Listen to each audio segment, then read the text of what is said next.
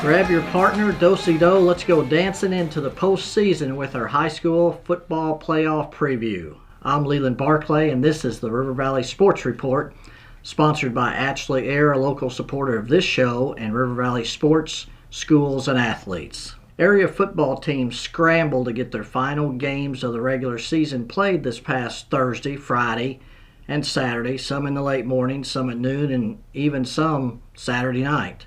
Let's start with Thursday, when Fort Smith Southside and Fort Smith Northside both played in key games with playoff implications.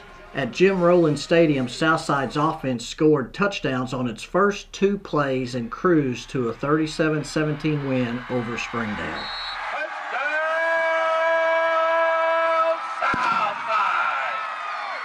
Junior quarterback Carter Zimmerman ran 80 yards on Southside's first play for a 7-0 lead, sprinting through a big hole on the left side of the line. On Southside's next offensive play, Zimmerman zipped a pass to Grayson York, who caught it, turned upfield, and bolted to a 70-yard touchdown for a 14-0 lead. 70 yards for the Southside touchdown. We talked to Zimmerman after the game. With Isaac being out tonight, did you kind of feel like you needed to, maybe carry the offense a little bit more? In ways, but, our offense has been good all year. Probably have the best offensive line in the state, and I don't know, just step up and do my part. I know they're all going to do theirs, so. Two big plays to start the game off. What did you see on that very first play? I got the ball, and it just opened like the huge gap and hit it, and there was nobody around. So, great blocking. How much fun is a run like that? Oh, it's so much fun. It's exhausting though. And then the second series, really the second play, you hit York, I guess a slant. Yes. Was that something that you thought might be open, or just take me through that play? Yeah, that one I'm just reading the outside linebacker, and he goes with the run. I hit York right behind it. That's exactly what he did, so I hit him and then he made the rest.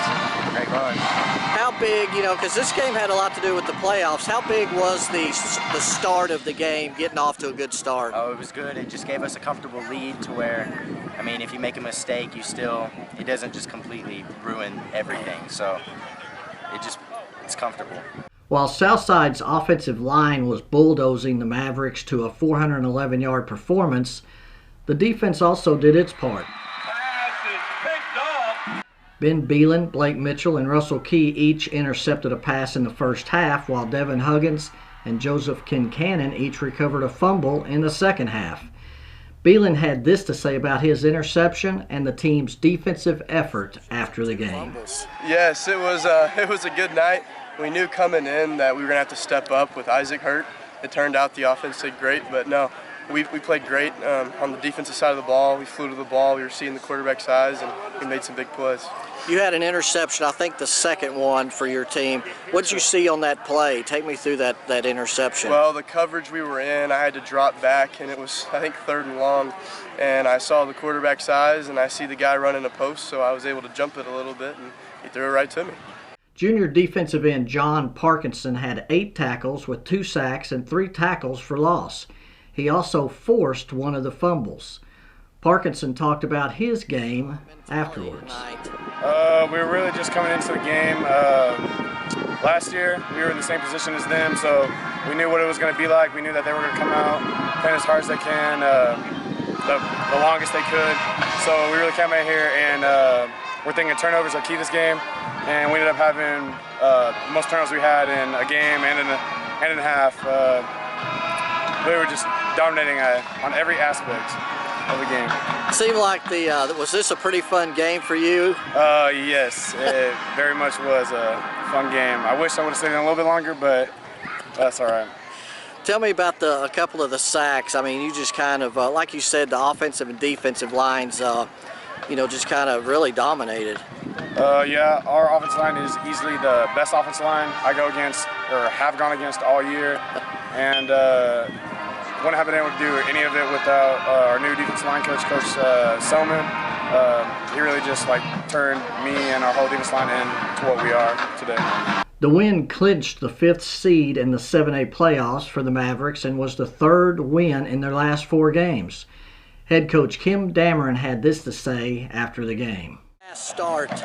Well, it was 2 plays, 2 touchdowns, about 160 yards of offense. So it was critical to get our kids juiced up and ready to go. We wanted to start fast, and we wanted to make sure that we came out here with a purpose, and I felt like our kids really did that tonight. I was really proud of them.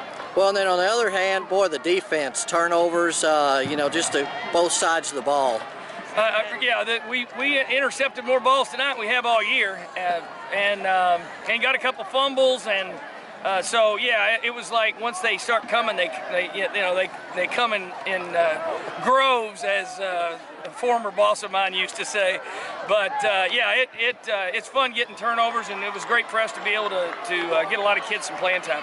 Well, and you got a couple of sacks too, so it was just, defense was really played well. Yeah, they really did, and I'm really proud of the improvement that they've made and the accomplishments for this week, and we really needed them to keep improving going into the playoffs. Across town, Northside also cruised to a win, beating Little Rock Southwest 41-14 in a game covered by Walter Woody. Brian Hasley ran for 2 touchdowns, and sophomore quarterback McLean Moody threw 2 touchdown passes to Cam Massey and 1 each to Ezra Phillips and Fallon Rackley. That win propelled Northside into the playoffs as the 5th seed from the 7A Central. This is how the bracket looks in Class 7A. Southside will travel to North Little Rock and Northside to Rogers in the first round of the playoffs. The big question in the state's largest classification, though, is can anybody beat Bryant, winners of the last 4 7A championships? Bentonville, the 7A West outright champion, along with Conway and Cabot, appear to be the biggest challengers to topple the Hornets. Yes, the Greenwood Bulldogs lost on Friday night 49-35 at Little Rock Christian.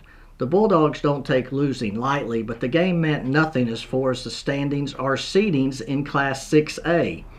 Also, the Bulldogs can also take solace in the fact that the last time Greenwood lost at Little Rock Christian was in 2007 when the Warriors ran roughshod over the Bulldogs 44-7 on a damp October night with a running back named Michael Dyer who had 189 yards. Little Rock Christian returned a fumble for a touchdown and also 2 interceptions within 29 seconds of each other for touchdowns late in the game. 5 weeks later, though, the two met again at War Memorial Stadium for the state championship, and Tyler Wilson guided the Bulldogs to a 27-6 win. Greenwood received a first-round bye in this year's playoffs and will host the winner of the first-round game between West Memphis and Russellville. If chalk holds true, Greenwood will host Benton, and Little Rock Catholic will host Pulaski Academy in the semifinals on Thanksgiving Friday. Alma finished 5th in the 5A West and narrowly missed the playoffs in Class 5A. The top seeds in the 5A playoffs are Little Rock Parkview, Pulaski Robinson, Valley View, and Shiloh Christian. There could be some potentially great semifinal games in Class 5A with Robinson hosting Parkview and Shiloh Christian hosting Camden Fairview. The Ozark Hillbillies wrapped up the 2nd seed from the 4A1 with a 52-21 win on Friday over Huntsville and will host Mena in the first round.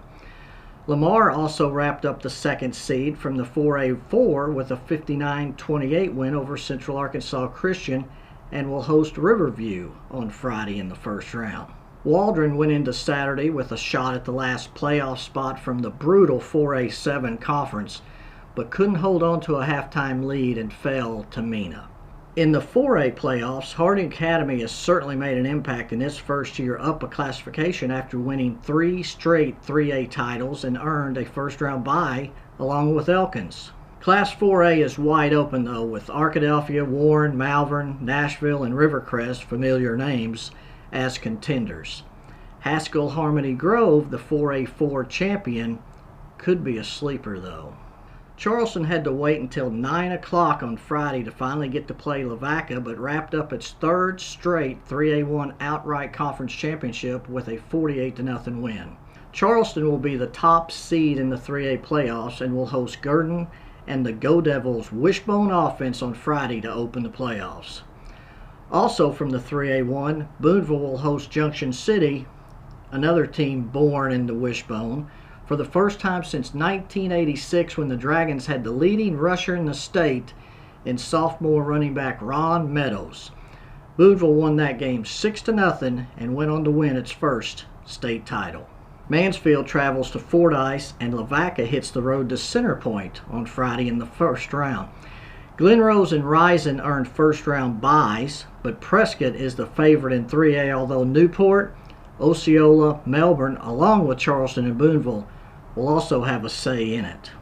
The Magazine Rattlers earned the fourth and final playoff spot from the 2A1 with a 37-16 win over Conway Christian on Friday. Magazine will travel to Des Arc in the first round of the 2A state playoffs.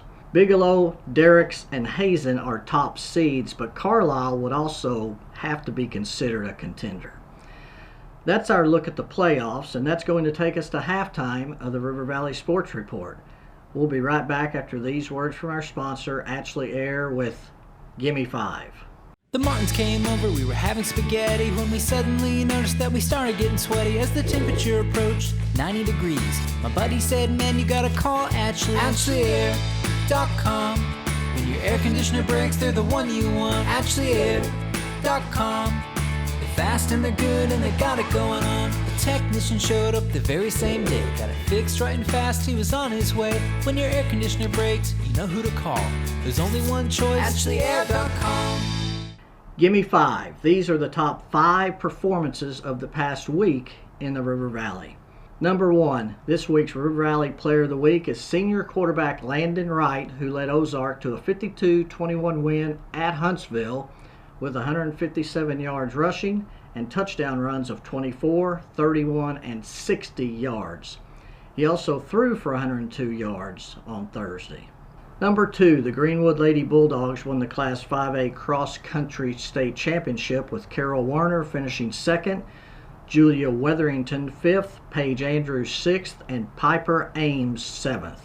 Number 3, Magazine's Elizabeth Merritt won the Class 2A Girls State Cross Country Championship. Number 4, Greenwood's Noah Embrey won the Boys Class 5A Cross Country State Championship.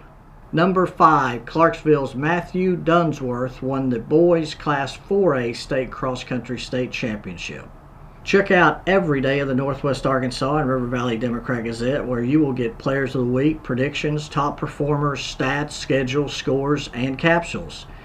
You'll also want to pick up the Sunday River Valley Democrat-Gazette every week for wrap-ups from 2 selected games on Friday with the play of the game, player of the game, and an in-depth dive into the game, and a small college notebook by Kevin Taylor. This past week we had a big story on Lucius Selman of the Selman family from Oklahoma. This coming week we'll take a look at all of those players from around the area who signed national letters of intent this past week. You can subscribe online at nwaonline.com and click the subscribe button, or by calling our customer service line at 479-684-5509. Be sure to follow the new River Valley Democrat-Gazette Twitter account as well as mine, Walter's, and Harold's. You can view and purchase photos from our award-winning Arkansas Democrat-Gazette photographers that can be seen and purchased on our website, nwaonline.com/photo. We're going to wrap up this week's River Valley Sports Report with more photos and videos from Southside from Thursday. Thank you for watching. Don't forget to like the video and subscribe to the channel for more updates like this. God bless you, and we will see you next week.